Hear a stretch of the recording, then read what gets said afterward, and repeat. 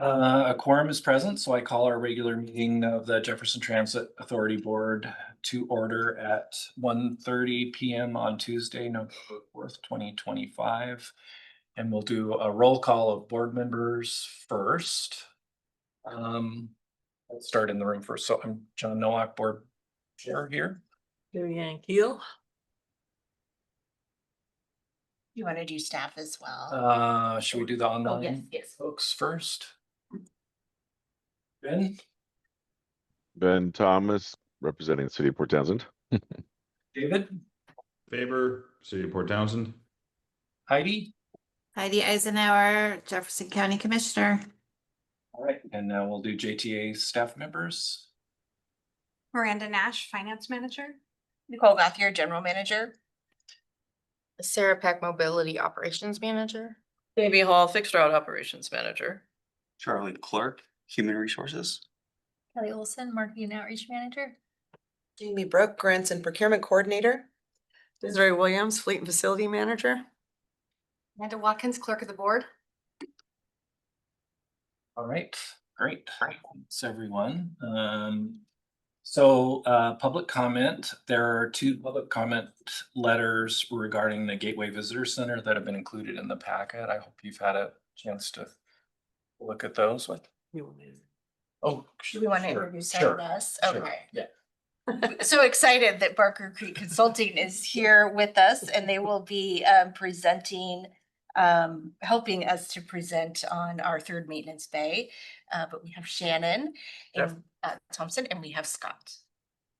Guys, glad to be here. Thanks for being here.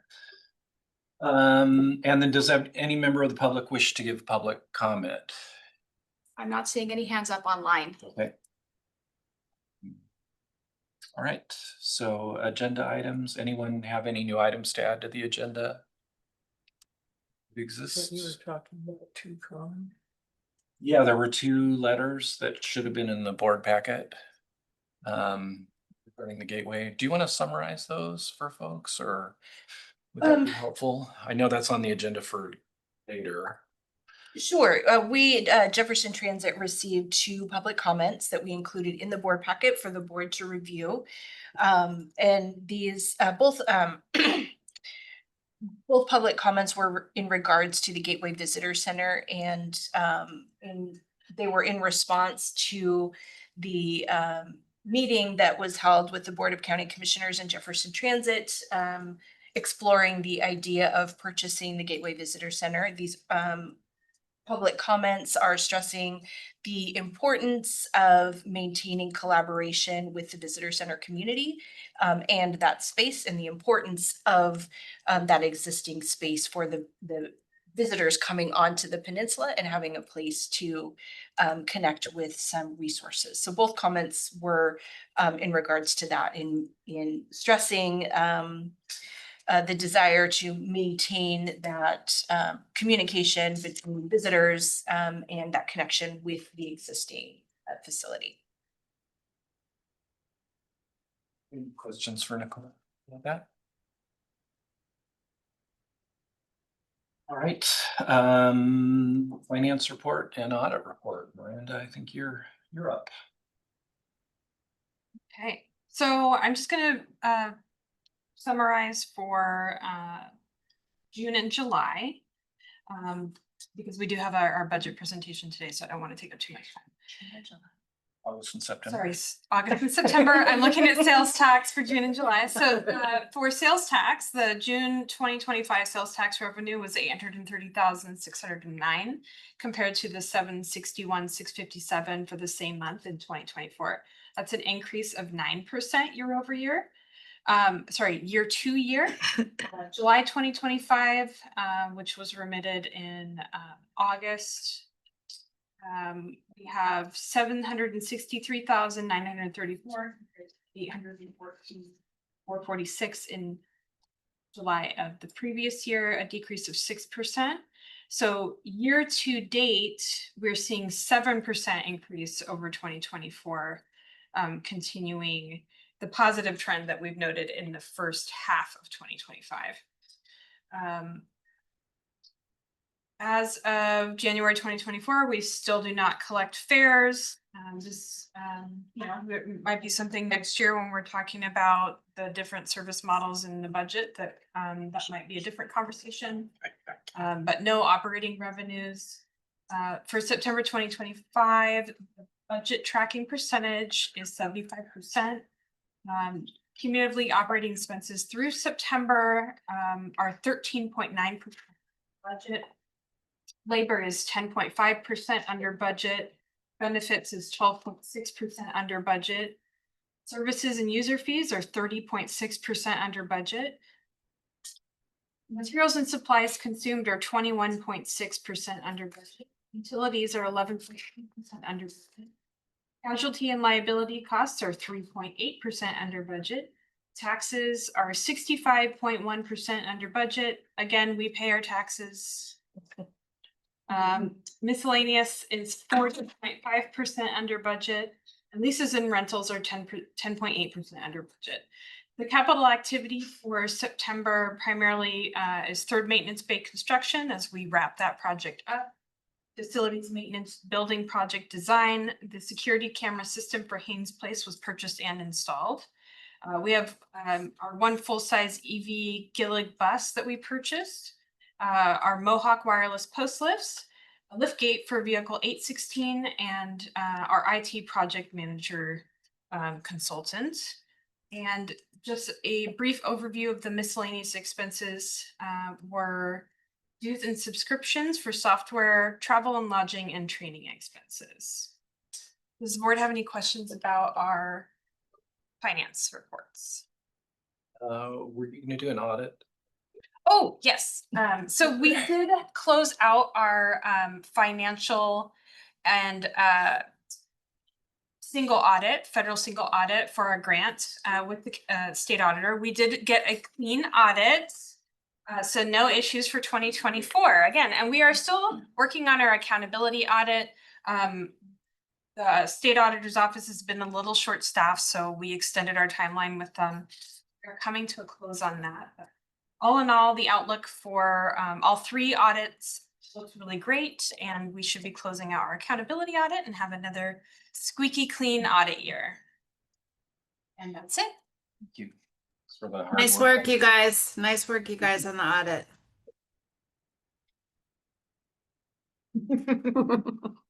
All right, any other questions for Miranda? Okay, consent agenda. The chair would entertain a motion to approve the consent agenda as submitted. I so move.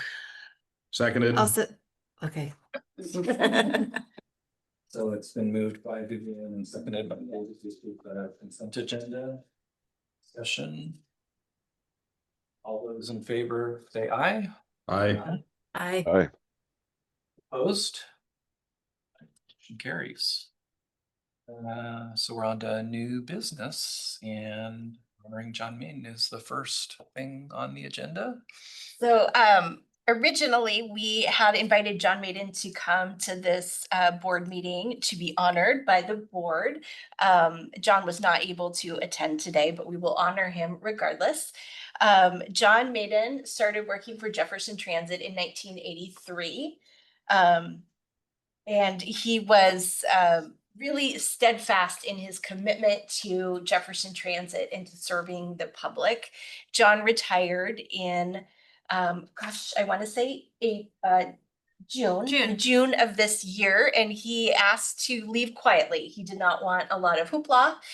He didn't want us to make a lot of noise. And so on his last day, I did come into the office to walk him to his car because after 43 years, I feel like you deserve some kind of recognition, even if you didn't want a cake and a party. So John again was supposed to be here, but unfortunately he was not able to come. But we honor John for his years and years of service. At one point, John had let me know that he had worked for every operations manager that Jefferson Transit had, and I always found that to be just slightly funny. In that he probably knew more about the operations of Jefferson Transit than I did, because he had worked for all the managers and had seen all the iterations of the types of service that Jefferson Transit had provided and how we've evolved over the years. So we will miss his history. We will miss seeing him in a bus and driving but he has earned his retirement. And so we are so happy that he was able to retire from Jefferson Transit. We were really his only employer after graduating from Western, but proud of the fact that he was. We're happy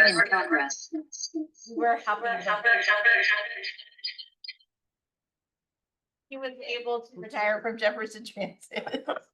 So John, if he's watching, we wish him well. But thank you for allowing us to take a moment to honor John. Cool. So review the draft 2026 budget, capital and operating. I think that's you. It is. Okay, give me a second.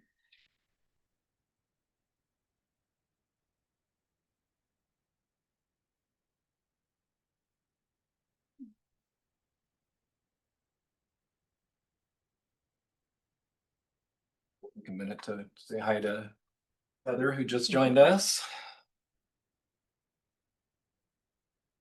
While we're waiting, thank you. It's nice to be here. I was sitting on the Teams link this whole time. This is my first time attending the meeting remotely, and it took me a while to figure out after texting and emailing folks that there was actually a Zoom link. So I apologize for my ineptness there. I finally made it. Thank you. Okay. Everyone can see that. Can you see my screen? Everyone online, you can see? Yes. Okay.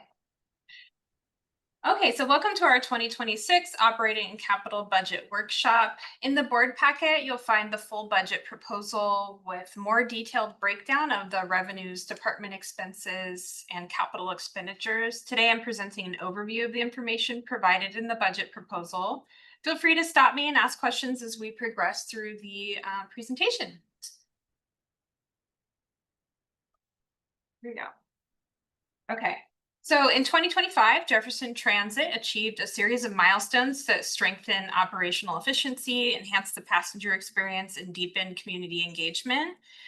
Building on the groundwork of prior years, JTA implemented service changes on the shuttle, the Upper Sims Loop, Tri-Area, and Brennan routes, improving connectivity and service reliability across Jefferson County.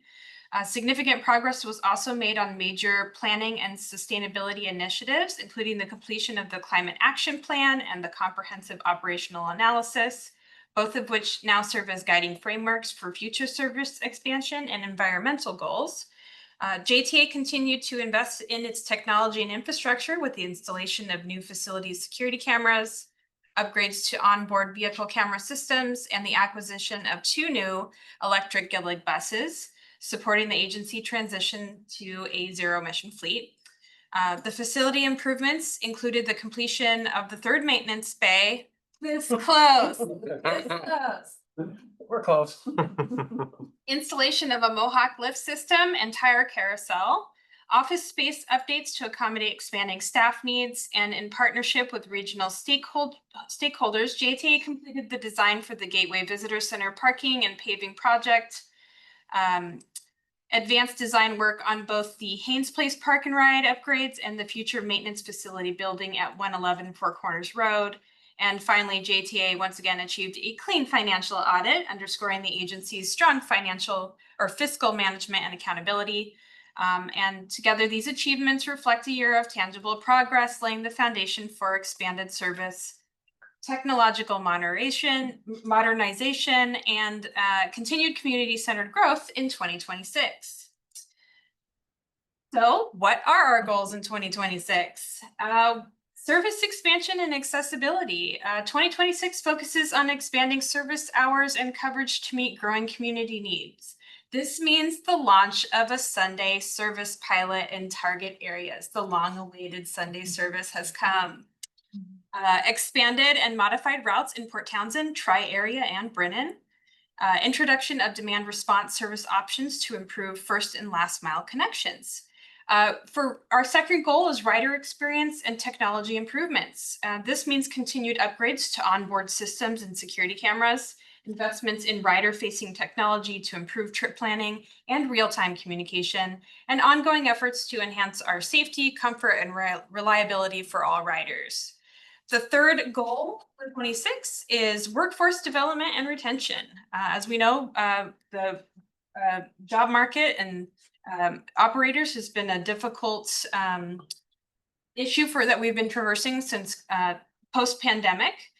So we have the addition of 2 new drivers and 1 dispatcher to support expanded service. Implementation of a 3% COLA for all staff and a 2.5% step increase for non-represented employees, and increased budget service hours to sustain expanded operations and maintain our service reliability. Financial stewardship and sustainability continue to be a top priority. We will maintain a conservative fiscal approach amid the variable state and federal funding. We rely strongly on local sales tax and our investment income to support our future service growth. We will reinforce JTA's financial stability through disciplined budgeting and resource management. Our environmental and infrastructure advancement, we continue to invest in fleet electrification and supporting charging infrastructure. We will advance the maintenance facility design at 111 Four Corners Road and begin design and preliminary work for Haynes Place Park and Ride upgrades. We will align all infrastructure work with the goals outlined in the Climate Action Plan. And our community engagement and collaboration. Jefferson Transit continues to strengthen public outreach through community meetings and feedback loops, partner with Jefferson County and Clallam Transit and regional agencies for shared project success, and we maintain transparency and accountability through consistent communication and clean financial audits. So for the reserve status, Jefferson Transit's capital reserve remains strong at just over 14.3 million, which includes dedicated sub-reserves for vehicles and IT. The 2026 capital budget totals 6.7 million, funded primarily through JTA contributions of 4.4 million and 2.2 million in grant support. A 6.34 million reserve transfer is projected for April 2026 following the prior year close. Over the next 6 years, the agency will need to meet TDP grant match requirements totaling approximately 5.46 million. Even after accounting for planned expenditures, JTA's projected capital reserve will remain around 17.9 million, or roughly 330% of the TDP minimum reserve target. This comfortably exceeds the board's reserve policy, which is set to a minimum of 100,000 and a target equivalent to the 6-year TDP period. The operating reserve currently sits at 8.29 million, fully compliant with policy guidelines requiring between 25 and 100% of annual operating expenses. A $1.7 million transfer is planned for April 2026 to maintain full funding through 2025. The unemployment reserve stands at 21,542 and is self-funded as required by RCW 50.44.060. The Employment Security Department will issue updated experience rates in early 2026, and a modest increase is anticipated. Staff will also evaluate whether monthly premiums may become a more cost-effective option compared to continued self-funding. The operating fund balance functions as JTA's day-to-day checkbook, ensuring adequate cash flow between revenue cycles. The best practice is to maintain at least 1 month of operating expenses on hand with a recommended working range of 750 to 1 million to manage timing differences between receipts and disbursements. This maintains our fiscal stability without over-committing liquid funds that could otherwise support operation and capital projects. As we're thinking about our capital projects in the future, we have some big projects coming up, and that's why these reserve funds are very important. The cost of buses is going up, and the Haynes Place Park and Ride redesign is going to be pretty pricey. The design looks great, by the way. Okay, so our 2026 economic outlook, Jefferson Transit I got a is. question. Sure. When you say pretty pricey, what do you mean? We're talking in the upwards of $7 to $10 million. Yeah, it's gonna be pretty expensive. So those reserve transfer figures that we're looking at will support any local if we don't have the opportunity to go out for federal funding. So our 2026 economic outlook, Jefferson Transit is forecasting a steady and strategically balanced economic environment for 2026. We're maintaining a cautious yet optimistic approach to both revenues and expenditures. The 2026 budget builds on continued local sales tax strength, stable investment income, and deliberate cost management practices to ensure long-term fiscal sustainability while advancing service expansion and operational goals. Our revenue projections for 26, investment in interest income is projected at $950,000. That's a 37.3% increase from the 2025 budgeted figure of $691. This reflects strong reserve performance, but anticipates a 3.3% decrease from 2025 actuals, accounting for the expected 2 to 3% drop in interest rates as the market stabilizes. Sales tax revenues are forecasted to increase by 10.34%, rising from 8.4 million in 2025 to 9.2 in 2026. This projection is based on actual 2025 sales tax collections, implying a 3% growth for 2026. So that 10.34% is budget to budget, and we're looking at how actuals will reflect next year. Ask a question about that, Miranda. So you've been saying for the last few years that, our sales tax revenue kind of is a couple of years behind other areas around us. And other areas around us, I know have experienced a decrease. Do you anticipate that could happen here, or that's a pretty healthy increase that you've. Yeah, so we are being optimistic about sales tax given the local history. Now, looking at counties and other transit agencies around the state, they've gone from flat to about 1 to 2, on the high end is 3%. So we are being optimistic, but based on the history that we've been seeing over the last couple of years, we've been pretty conservative in our estimates. Okay. So we're kind of switching gears and trying to project out what sales tax actuals would be like. As we've seen right now, we're at an 8% increase year over year. So we are seeing that trend continue. And I'd like to be pessimistic and say 0%, -3%, but that's not what we're seeing. But time will tell. It may be something that we actually do next year. It's a projection anyway, so. So sales tax does remain our most significant and stable local funding source, reflecting ongoing economic activity in the retail and construction sectors. For state grants, those are expected to increase by 124.7% from 65,000 in 2025 to 147,000 in 2026. This is primarily due to the application of a portion of JTA's transit support grant towards operating and costs. Our federal grants are FTA 5311. These are anticipated to decrease slightly by about 1%, from about 2 million in 2025 to about 1.9 million in 2026, reflecting a small reduction in our pass-through funding. Our operating expense budget reflects oh, that's the wrong number. What is it? It's 20%. I have the wrong number on my. Is that the right number? Okay, it's 20%, not 21. It's 20 because that's what's in the book and I forgot to update this number. 20% overall budget increase, primarily driven by expanded services, wage and benefit adjustments, and inflationary pressures across multiple categories. For labor and benefits, this combined costs are projected to rise about 24.35% in labor and 25.9% in benefits. 3% COLA for all staff, and performance-based step increases for non-represented employees, expanded staffing, and the addition of Sunday service and new demand response programs. Our insurance and liability, our casualty and liability costs are those increases based on the expanded service operations, are projected to increase about 10.7%. These are both influenced by that additional service and the market conditions.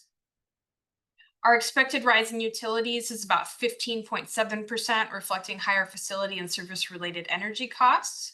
And for materials and supplies consumed, modest increases across these categories ensured continued operational support for expanded service levels and fleet maintenance. For our capital projects, our capital program continues to focus on our infrastructure, reliability, sustainability, and modernization. We've shifted from large-scale construction in 2025 to system improvements, technology integration, and safety upgrades that support our ongoing operations. Under construction projects, we're completing the upgrade to the fire suppression system at Four Corners, which is necessary to meet our current building standards and support future facility expansion. Design work continues on the facilities maintenance building at the same site, while phase 2 of our electric vehicle infrastructure will expand charging capacity to support additional electric buses. And we're also advancing the Haynes Place Transit Center redesign, which will improve our circulation and rider amenities. In system-wide projects, we're implementing technology investments like the CAD, AVL, and paratransit scheduling software. This will enhance our data accuracy and our service coordination. And the fleet electrification strategy continues, guiding our transition from biodiesel to zero-emission vehicles. We've also budgeted for a full agency rebrand, modernizing our image and improving community engagement, along with the continued IT infrastructure and cybersecurity updates. Under capital assets, the focus is on fleet expansion, including new electric buses, cutaway vehicles, and e-transit vans, and a radio system upgrade to improve communication and service reliability.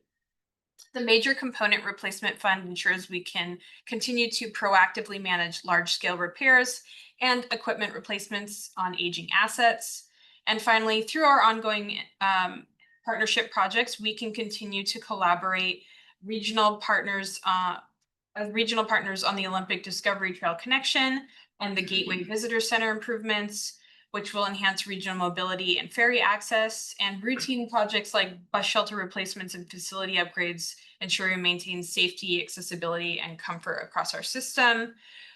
Overall, this year's capital program balances our modernization with our fiscal responsibility, which supports our long-term sustainability goals while maintaining our strong operational foundation, and really segueing to continuing to maintain that fiscal reserve for those bigger projects that are in the years to come. Any questions on the capital budget projects?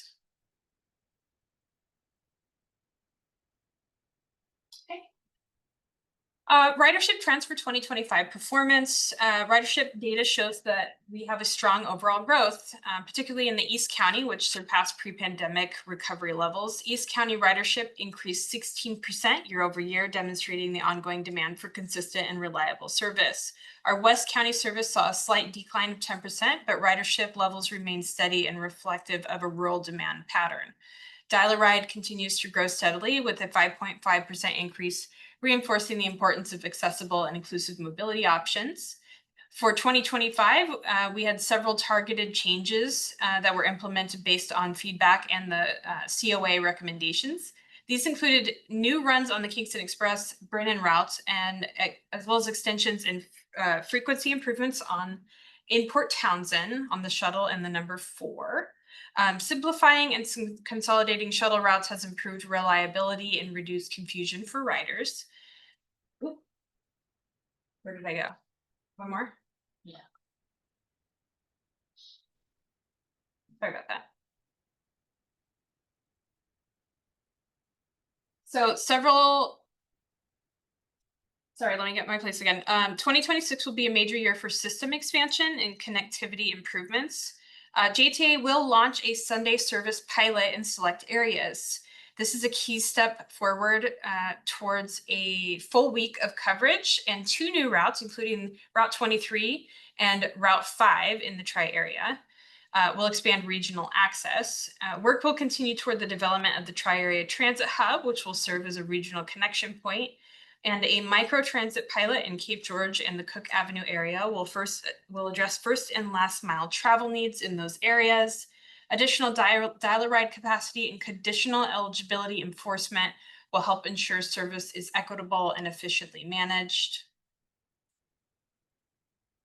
For staffing and wages, 2026 budget reflects continued investment in personnel to meet growing service demand. 2 new driver positions, one for fixed route and one for dial-a-ride, were added to support expanded hours and routes. A new dispatcher position was included to strengthen daily coordination and improve communication during extended service hours. Overall budgeted hours were increased to accommodate the introduction of Sunday service and other route enhancements. Wage adjustments for 2026 include a 3% cost of living adjustment for all employees consistent with the current labor and inflation trends.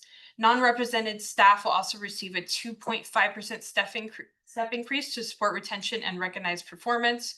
Represented employees' wages reflect both the COLA and regular day off RDO premiums as outlined in the current collective bargaining agreement.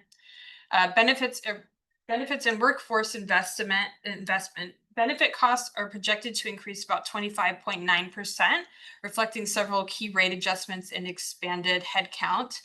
Paid family medical leave, PFMLA through Washington State, the rate increases from 0.74% in 2024 to 0.92% in 2025, with the employer share at 28.48%, the premium in 2026. Our PERS retirement system contributions did decrease slightly from 12.86% to 12.65%, providing minor offset to benefit cost growth. And our medical insurance premiums through PEB increased about 6 to 7%, which is consistent with statewide trend projections.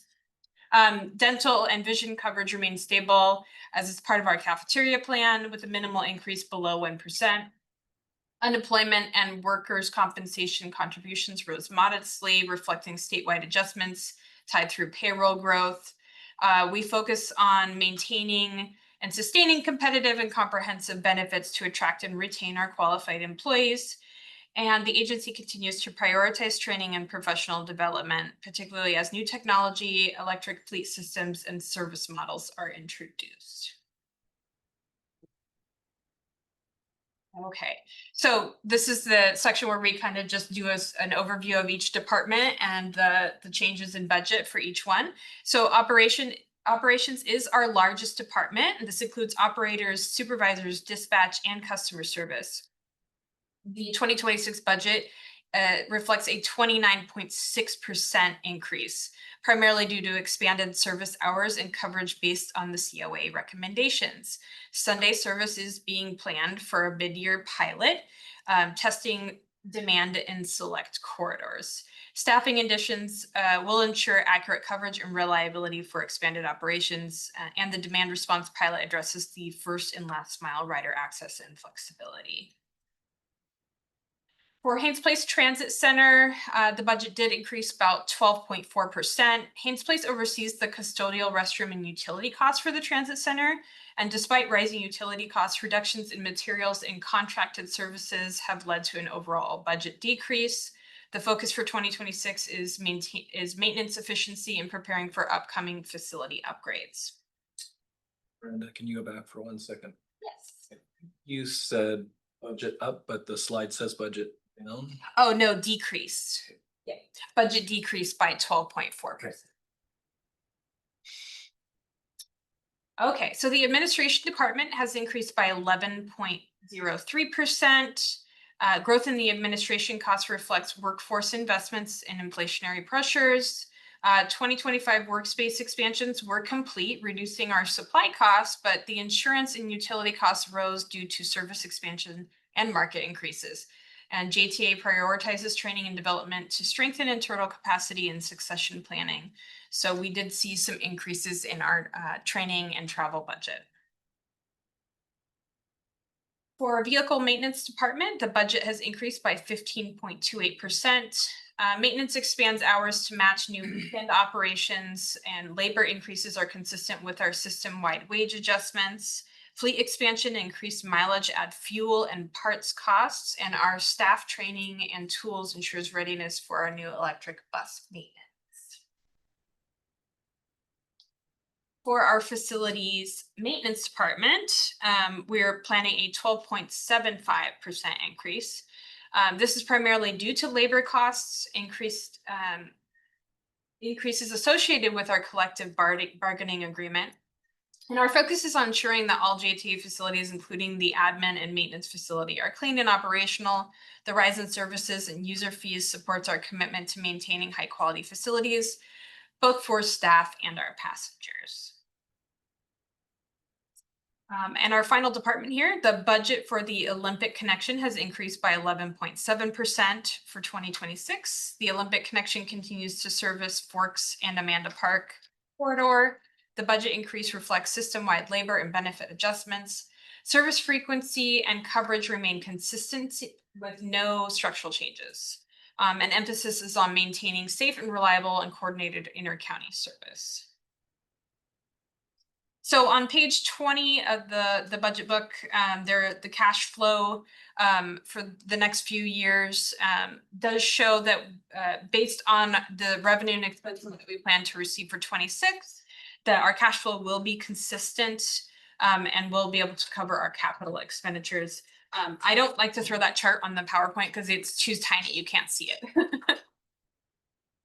And same with our 5-year outlook. So page 21 is our 5-year outlook. That table will show that we have sufficient funding to fully fund the minimum amount of our capital reserve per our reserve policy. So we are opening the public hearing for testimonials and comment on our proposed 2026 operating and capital budget. We will be collecting feedback until November 18th. When we have our next public hearing to close out that public comment period. And then we will come back and represent our finalized budget on December 16th to the authority board requesting authorization for our 2026 budget. And that is our budget presentation. Do we have any questions? I have a question and a comment. So my question is, that 3% COLA increase, is that was that part of the Yes, negotiation, and that's Yeah, so not likely to change? no, it won't change because it's contractual. That was the question. And the comment was, I think for a number of years, we've been hoping to take some of this financial excess that we have and put it into increased service and Yes, you so know, the improve- 20% and I think you're doing so. increase that, you know, when you see those numbers and you're doing budget, it's kind of a hard thing to swallow, but knowing that the whole plan for 26 is to have the funds that we've been building up and the stability in the revenues that we've been seeing in sales tax, transition that to be direct public facing services. That's the goal that we've been trying to get to, right? So I see that and appreciate that. yes, okay, great. To you. I see that we're taking that budget excess and putting it to improving our service for our community. So I really appreciate that. And I think in my opinion, that's definitely the right thing to do. And as Jefferson Transit has been looking at what can we do, it's been a fine balance between what we want to do and what we have the capacity to do as far as having enough operators, having staff to support additional service. And the agency is ready. We're ready to gain a better understanding of, will Sunday service be supported by this community? Will we see the ridership? It's time for us to tell a new story. The story we have been telling is that we suspended Sunday service because we didn't have the ridership. And now we need to find out if this community will support Sunday service. And I believe it will. So I will be surprised if we don't see ridership and if we don't see the community really supporting us through riding. In having conversations with the city, having conversations with Port Townsend Main Street, we hear repeatedly that, it's hard to build patterns to ride transit if transit isn't available on all 7 days. This will be a big, heavy lift for Jefferson Transit for all departments. It will require us to shift the way we think about how we are delivering service. This change will touch every single transit employee. Schedules will change. And the idea that everyone is off on Sunday will be different. But we're excited. We're energized by the idea of doing something new and taking some of this funding that we've received. Jamie and the group have been thinking about, well, how do we pay for this? This would not be included in our consolidated grant. So we would need to self-fund a pilot. And we're choosing to look at our transit support grant to help fund this. But yes, it's a big increase in the budget. But again, I think this is something that Jefferson Transit is ready to do. Again, we would appreciate the support of the board. I think we have the support of the board because you've been asking for it. But I feel like now is the right time for us to deliver on that request. I have a question about it. So when you talk about select areas, what are they? Is it the same as the areas where it got cut before? So right now, we in thinking about putting this budget together, we looked at what are we offering on Saturday. And so we have budgeted for essentially a replication of what we're doing on Saturday on Sunday. And that was really to help with just wrapping our heads around what does the budget look like. And while we haven't settled on should we be providing the exact same service levels on Saturday, we at least have budgeted for replicating what we do on Saturday on Sunday. We envision a kind of a holistic way of looking at, well, what services are we providing and are we reaching all aspects of the community?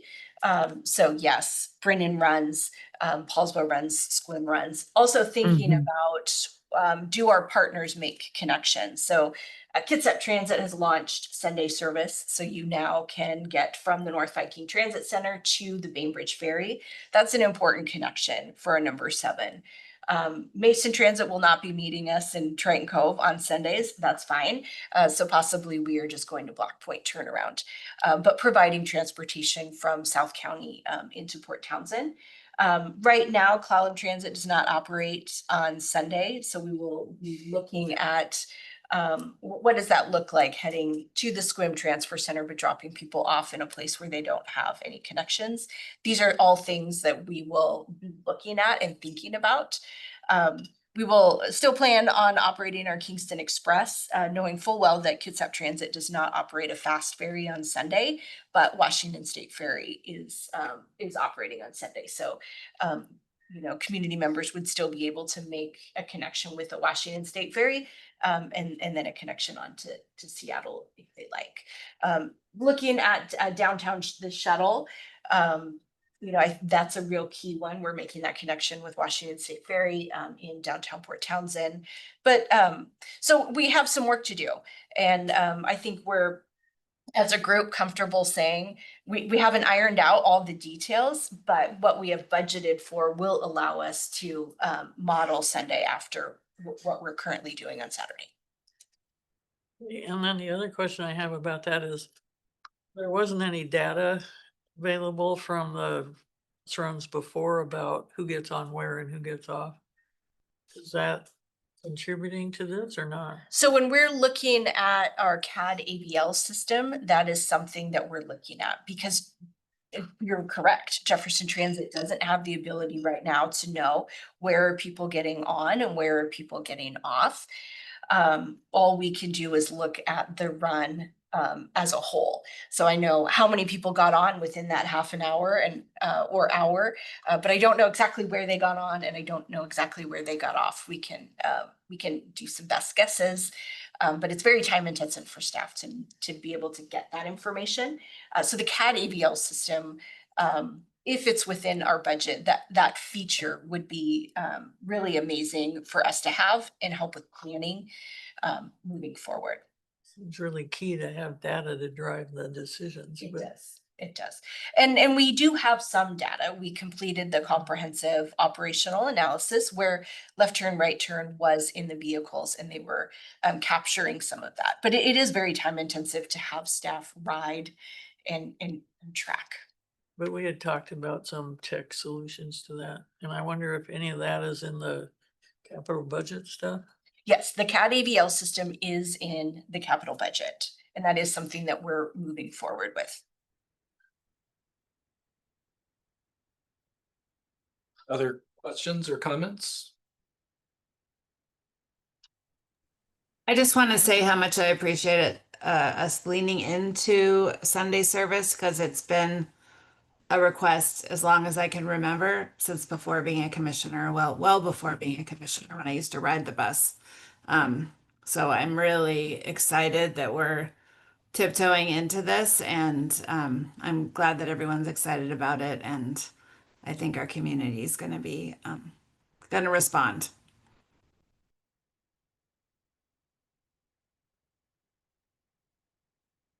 All right, well, thank you, Miranda. That was a very complete report and really appreciated. Next is Gateway Visitors Center update. Nicole, got you. That might be an outdated, Oh, that topic did not make it onto official agenda. okay. Next on. Third maintenance day. The third maintenance. Day. We are so excited about our third maintenance bay, and if you haven't had the chance to come see us and have us walk you through it, you should. It's a really great addition, and just thrilled with how it has turned out. All construction projects, have kinks or things you need to work through, and Jefferson Transit has encountered an opportunity for us to work through a challenge. And I've never been so grateful to have Barker Creek sitting next to us to help walk us through this particular challenge and help us troubleshoot a solution. Because that's all you can do, right? Is identify an issue and then create a solution and move forward. So I am going to turn it over to the experts who have the appropriate verbiage, language to describe our problem and our solution. So take it away, Shannon. Sure. So the Third Bay project is fairly much come to a completion. We've negotiated a final change order with the contractor, and what we are hitting a little road bump on is a fire flow issue here at Jefferson County Transit Authority. We started to dig into what the issue really was, because when we started the project, it wasn't an issue we were aware of, and we built the building, and we dug back into the history of this building. And in 2014, when this building was originally built, a waiver was given to the building because the fire flow pressure had dropped, and it had dropped because the PUD's connection to the city's water main, which is to the north of you, was discontinued. It was discontinued because that water main is non-potable water. And therefore, the WAC doesn't allow that connection to happen. So they discontinued it. And in doing so, the pressure dropped in this whole area. Now, all that happened while you were finishing up building the building that you're sitting in. And so the fire marshal at the time gave you a waiver. As all things do, things changed. And we looked at that and we said, well, okay, let's ask for a waiver for the Third Bay addition. Now, I want you to understand that the building has sufficient fire flow to run the sprinkler system that's in here, the fire protection system.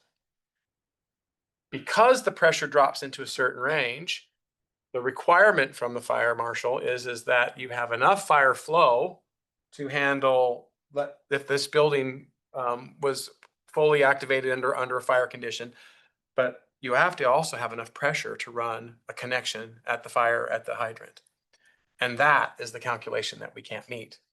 Now, logically, you would think, okay, if your system was going off in here and there was a fire, this would put the fire out probably before the fire department got here, but that's not how the code reads.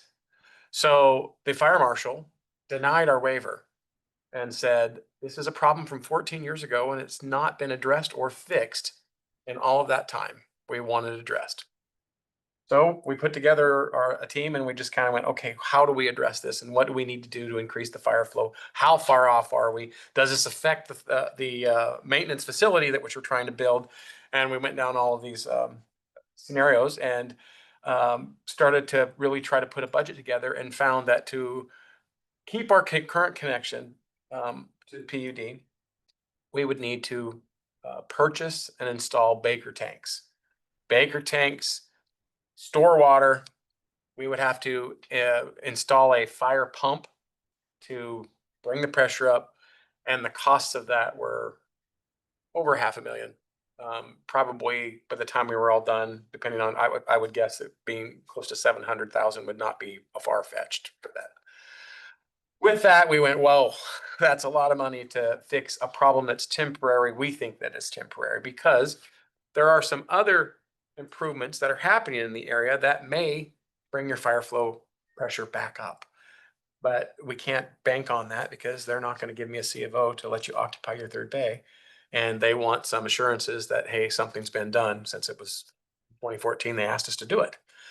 So we pivoted a little bit and started talking about other solutions. And Nicole was down with the city I It's had a, Steve. yes, It's Steve Steve. King. We had a good conversation with good, Steve. good King. conversation with Steve, and Steve presented some possible solutions. And as we separate the building's pressure away from a hydrant's pressure, and the fact that what you have connection here is potable water and theirs is non-potable water, the thought was, what if we bring a hydrant in from the city's main, which has an incredible amount of pressure? We'd actually have to put a pressure reducer on the system if we were going to put it here. And what does that look like? And is there some mutual benefit? So we sat down with the city and we talked about this mutual benefit, and they see a mutual benefit for them because they also allows them to flush that line when they need to. Gives them a point of contact for flushing. They can flush it in our storm pond that's out back, or they can flush it into the woods, either way. And so having some mutual benefit there, we started to take a look at what that might look like. And with their permission, came up with a plan to present to the fire marshal. Of course, the initial plan, because I work for you guys, is always to look for the plan of least resistance and cost.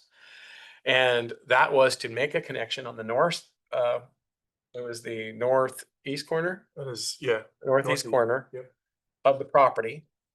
And come in on the back side of the pond to the closest corner of the parking lot that I could get, which is my shortest run, cheaper the price. We presented that to the fire marshal, and he declined the location. He didn't decline the possibility of making the connection. The reason he declined the initial location is because of the proximity of attacking a fire from the back corner of the lot. They wanted it more up front. And I said, well, I think we can do that. We'll just move everything to the front side of the parking lot, right in front of the gate, and drop a hydrant out there so that connection can be made. Problem with that is it's a little bit longer run. At first, I was thinking we might be able to get in under $100,000 if I could make that back run. The other thing, as we start to dig into this a little bit, is we started to dig into what size should this be? Should it be an 8-inch? Should it be a 6-inch main? What does that look like? And it's all about flow, and bringing it forward has some advantages for the future maintenance building and tying that into that same system, right? So currently, what we've done is we've reached out to Ethos, which is our selected on-call civil engineer, and got a scope and fee from them to design a fire hydrant line that comes in off the top of this corner up here, and to get us through design so we can go take it to the fire marshal and say, is this acceptable? And if it was acceptable, get a set of bid documents, bid it and construct it within that time frame. If we can get to the point where the fire marshal says, yes, that is acceptable, he will issue what I call a TCO, or let you guys to operate into that third bay. Because now we have a solution, we have progress of movement forward, and he can see the light at the end of the tunnel. So he'll allow that TCO to happen while we finish the design, bidding, and construction of this other project. There were other solutions that were out there. All of them costs continue to go up if you make them. One of the solutions was to disconnect the fire line off this building from the PUD and connect it all the way to the building. So you would have increased pressure at the building. We'd have to put a pressure reducer here. There's a lot of moving parts and mechanics to that. And of course, with all of that, the price goes up. So as the price goes up, we were like, well, do we really need to do that if the PUD is going to fix the problem that they have for this whole area and the pressure gets increased anyway? Because when that happens, you'll still need a pressure reducer if they fix their loop. So when you're looking at water systems, when they're constructed in a loop where they connect at two different ends, the pressure and flow increases. And so that's the reason you don't have that here, is that loop's been disconnected when they pulled it off that other main. So we think we have a path forward. Currently we're thinking total project estimates between $100,000 and $200,000, depending upon the size of the main. And we have some gymnastics to do around a design storm pond that we have to increase. And so the line has to come in and around, increases the linear footage. But we do have a possible solution for that, and we'll continue to vet that out. Once we get approval of the location and with the fire marshal, we'll get you open in the back and third bay, and that'll start that project closeout for that project. But start another project, but we got to increase your fire service. all life safety for your building, though, really, when it comes down to it, that's really what we're looking at, is life safety issues. So when you talk about the PUD being that they're fixing it eventually, yeah, and it's kind of well, originally I was thinking, well, let's put some tanks in the back until the PUD fixes their pressure problem, because it's going to get fixed. The problem is that we've actually presented a memo to the fire marshal saying that this is what they have plans at the PUD. But because that was done in 2014 and no resolution has happened between now and then, they're not buying it. That could happen 2 years from now. It could happen 10 years from now. But at some point in time, yeah, it'll probably get fixed. But there's money and finances that have to happen over there to fix it, right? It's not a high priority for the PUD. It hasn't been a high priority for me. And so to isolate our issue away from what the PUD needs to do, this is the best solution we could come up with, and the most cost-effective one. So. And is there anything we need to know about the difference between a 6 or 8 inch feed? No, well, 8-inch feed is probably what we're going to be looking at, because you get I need to do the calculations on the maintenance facility building that we're looking at, because if I need an 8-inch feed to feed that building, or can I do it from a 6? It's all about volume at that point in time. And usually you feed a hydrant with an 8-inch line, and then when you get close to the hydrant, you drop it to a 6. And so each of these have a cost. The larger the line, the more expensive the cost. The excavation's the same, right? You got to shore, you got to do all of that stuff, all of it the same. It's just the cost of materials that go up at that point in time. So when you're looking at the cost benefit analysis of it, is it benefit you guys to bring an 8-inch main across to serve the other building, or is it just benefit us to put in a 6?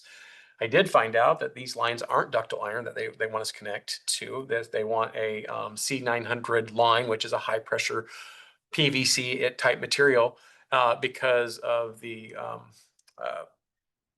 electrical corrosion that happens when you cross connect these lines. And I forgot what they call it. But Look at me. yeah. So, it actually saves us money to do that. The most expensive piece of this, and I don't think it's really that, it's the most difficult part of this construction, is a really large line that takes someone that is very specialized to do a what they call a hot tap.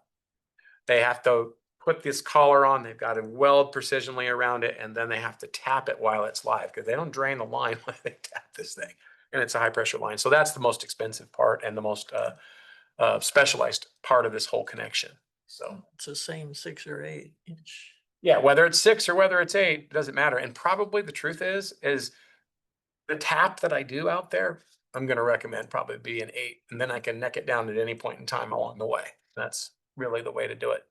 So, you know, when you have that much pressure and you have this kind of line, you have to put thrust blocks in. So there's, yeah, you know, every time I do a bend, I got to pour concrete thrust block with restraints on it to keep it all intact. So that's it's not just about laying pipe, but there's some costs there that you don't see underground.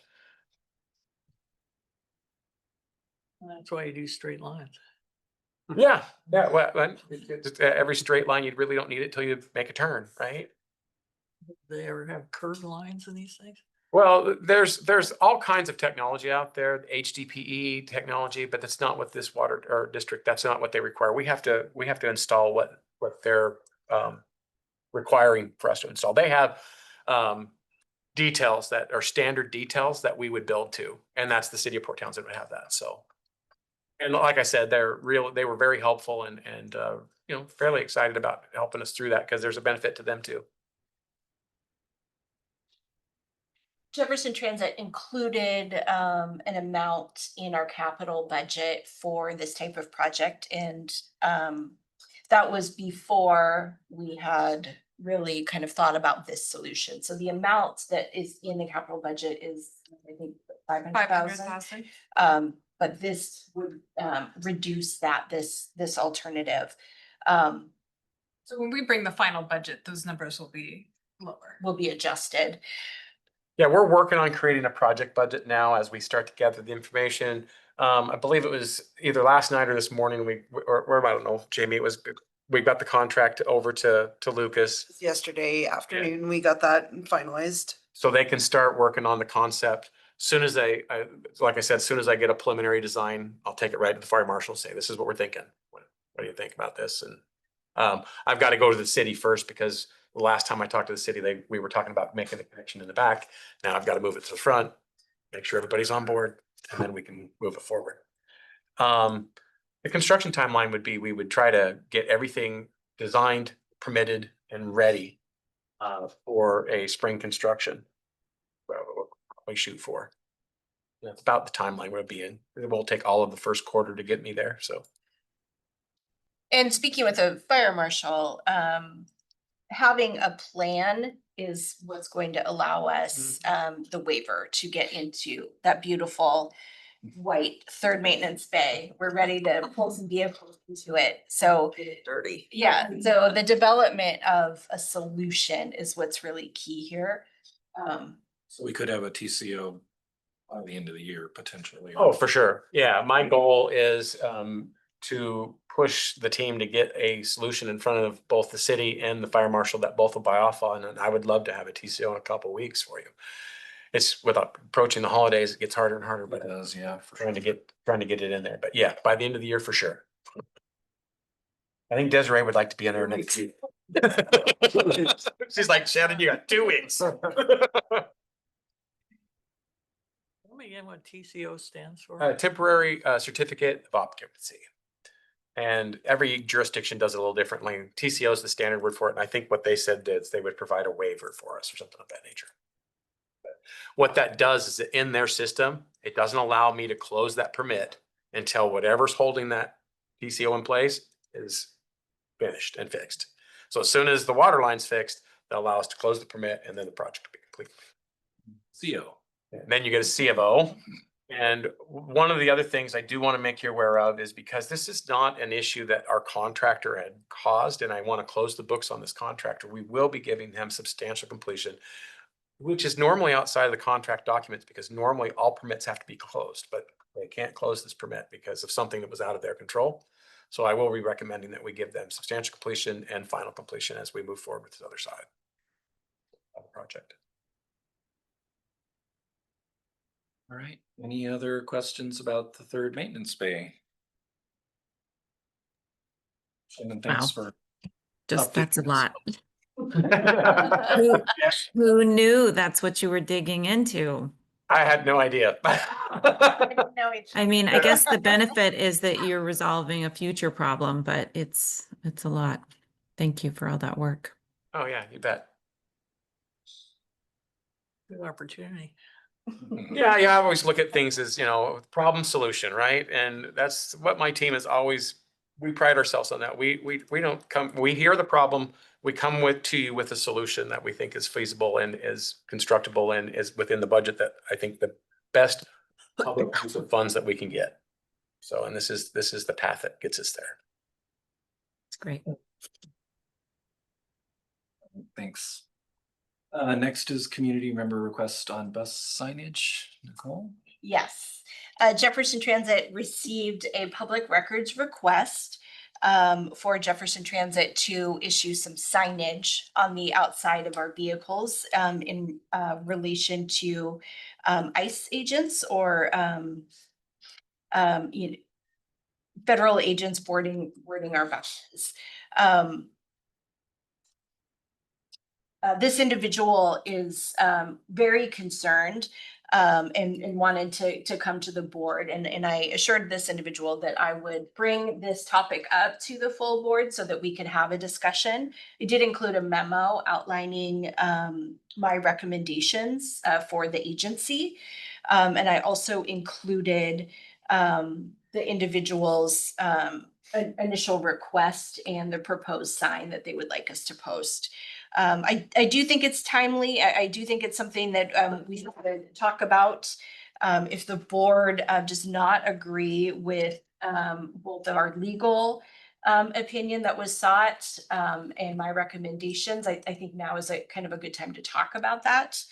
Our recommendation is that we do not post signs on the exterior of our buses disallowing ICE agents to board our vehicles. But happy to entertain a conversation if the board feels otherwise. Well, the request was to put up signs that say no ICE agents. Yes. Yes, so in the packet, the individual has our logo and says no warrant, no boarding. And that is not advised by our attorney. We reached out to several other transit agencies to see what they were doing. Intercity has a policy that they are following that really just kind of outlines what drivers should do if agents are boarding their buses. But buses are considered to be public spaces, and so not allowing individuals onto public spaces is very problematic. Mayor Faber. Yeah, I mean, no matter how abhorrent I find the situation with current immigration enforcement, the idea of putting a sign on the bus, I think is, as a fiduciary for this organization, I think it would be a bad idea. Beyond that too, I worry that this kind of signage would, if anything, encourage ICE to try and target our buses because they've shown very little interest in adhering to any kind of directives from any governmental agencies. So I agree with the legal analysis that was provided by counsel. I also just agree with your position on this, Nicole. I don't think we should take it up. It seems like a bad idea to me.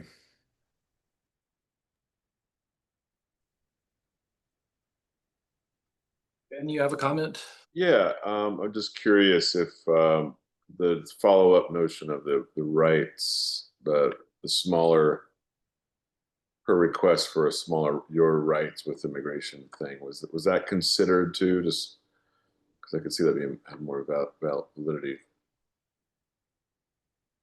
Are you thinking maybe something in the vehicle? Well, I'm just trying to interpret what she's written here in her letter. She says, I'm trying to figure out a way to also make it small, like 4.5 by 4 by 5.5 inch your rights with immigration fact sheets. I'm not saying we should or not, but I'm just curious if that was addressed. I would like to stay away from the whole topic. Okay. I understand. Nicole, do we need to take any action if we support you in what you've already? No, this is my recommendation and this is what I have been doing. And that's what we communicated to, the community member. But I think, it was worth bringing to the board to, just to ensure that, that I'm on the right track and that I listen to the board. And if I didn't have the support of the board, now would be a great time to let me know. Heather? You have my support, Nicole, and for all the reasons that have been stated here. And when I was looking at this, my wondering is more about what we are or could be doing on the buses to signal that it's a safe space.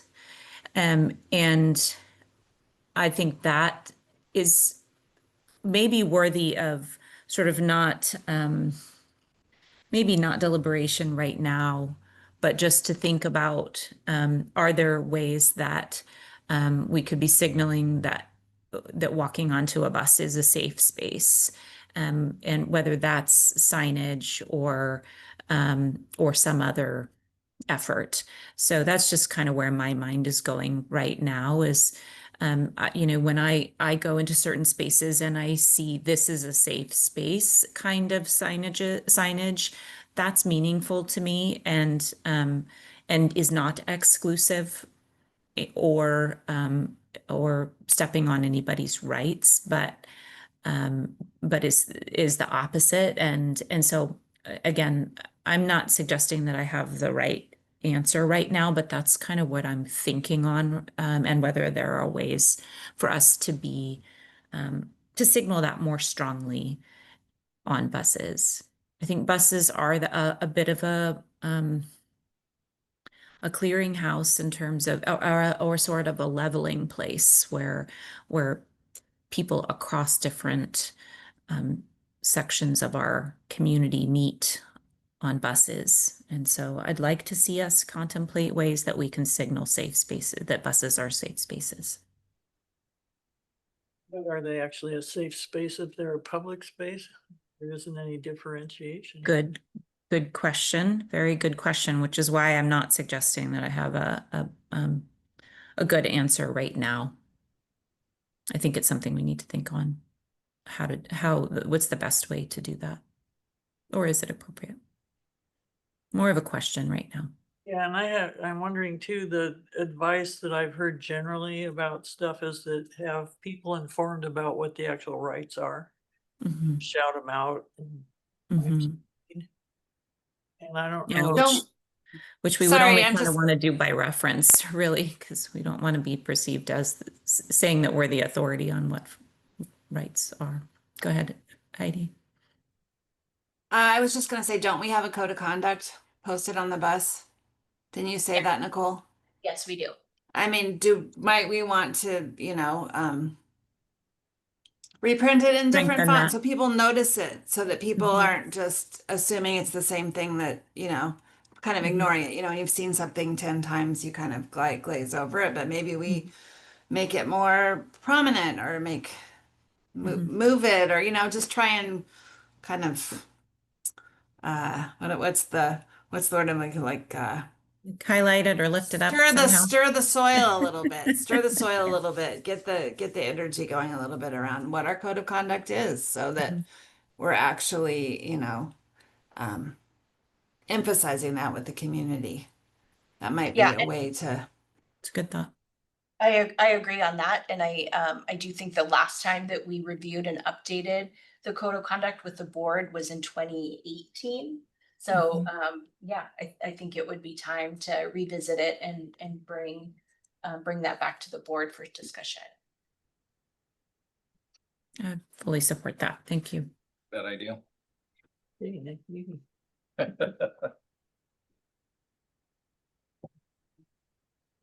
All right, any other conversation about that? I just had a question on this. You said it was a public records request, correct? No, it was, it came in as a public comment, so I'm sorry if I said. Public record. comment. Okay, I'm great. thinking I about thought I public heard you say records. public records. Said public. Okay, Okay. okay, thank you. That's That's what was been my on question. my- Is like, oh, I didn't on know what my- the PRC my part of brain. it was. Thank you. Public comment there. Thank you. I apologize. All right.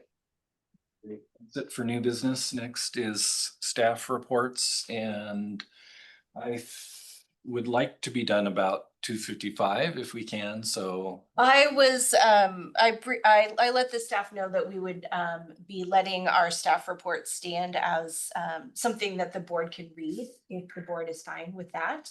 That's great. So that, we can allow enough time for executive session. That's awesome. I tend to be long-winded, so. I never know. Thank you. I'm in favor of that. You do. You guys do such a great job. So I think we have public comment. Public comment, yep. Any member of the public wish to give public comment? I'm not seeing any hands up online. All right, well, next will be an executive session. So the board will now meet in confidential executive session for discussing the annual general manager performance evaluation as allowed by CW 42. Review the performance of a public employee. Board members will remain on Zoom for this executive session. The clerk will stop the recording, remove all non-board members, and lock the meeting. Once the meeting is locked, no one, including board members, will be able to rejoin. Therefore, board members are asked not to leave the executive session, as you will not be able to re-enter. After the executive session, the clerk will end the Zoom and restart it using the same Zoom link as the regular meeting. Since there will be no additional agenda items after the executive session, the regular meeting will be adjourned immediately after. The board is not expected to take further action following the executive session, and the board will be in executive session until, let's say, 3:20.